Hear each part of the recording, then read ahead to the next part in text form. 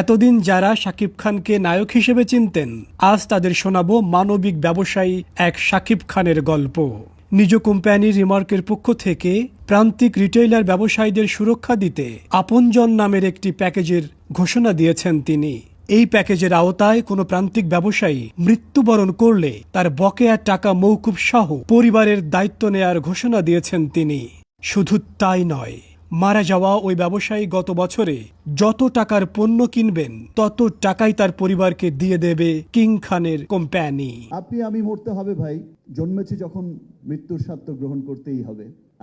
আপনি যখন যদি নাও থাকেন পৃথিবীতে, ওই প্রান্তিক পর্যায়ের ওই ক্ষুদ্র মানুষটার যার একটা অবলম্বন সেই দোকানটা, ওই মাঝারি দোকানিটা, ওই ব্যবসায়ীটা যার অবলম্বন ছিল সেটা, তিনি চলে যাওয়ার সাথে সাথে যেন তার পরিবারের স্বপ্নগুলো মুছে না যায়, সেই জন্যই কিন্তু আপনজন হয়ে আপনজনের পাশে গিয়ে দাঁড়াতে চাই। শনিবার রাজধানী ঢাকার ওয়েস্টিন হোটেলে 5 নায়িকা পরিমণি, বিদ্যা সিনহা মিম, পূজা চেরি, কেয়া পায়েল এবং দিঘিকে সঙ্গে নিয়ে আপনজন প্যাকেজের বিস্তারিত জানান শাকিব।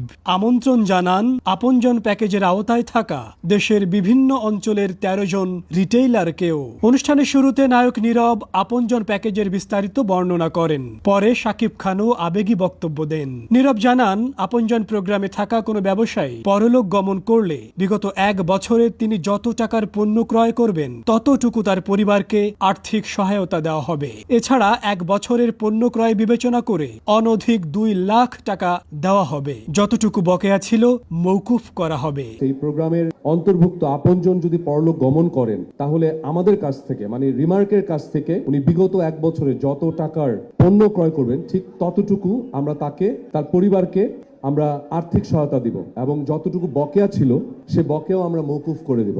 ব্যবসা শুরুর পর থেকেই শাকিব নিজ কোম্পানির অংশীদারদের নিয়ে দারুণ সচেতন। কিছুদিন আগে দেশের বিভিন্ন প্রান্ত থেকে আসা কয়েকশো কর্মকর্তা কর্মচারীর সঙ্গে নিজের তুফান সিনেমা দেখেন। সেই সংক্রান্ত নিউজে এই মানুষগুলোকে কর্মকর্তা কর্মচারী সম্বোধন না করার অনুরোধ জানান।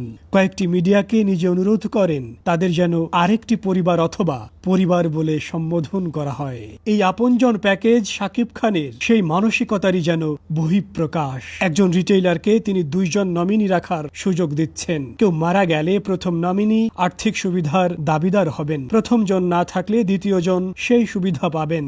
আপনজন প্যাকেজের ব্যবসায়ীদের জন্য বিদেশ ভ্রমণেরও সুযোগ থাকবে, বাকিতে তারা ঢাকা থেকে পণ্য নিতে পারবেন। শাকিব এদিন তার বক্তব্যে একাধিকবার এসব সুরক্ষার কথা বলেছেন। বারবার তাকে বলতে শোনা গেছে ব্যবসায়ীদের পরিবারের কথা, তাদের ভবিষ্যৎ জীবনের কথা।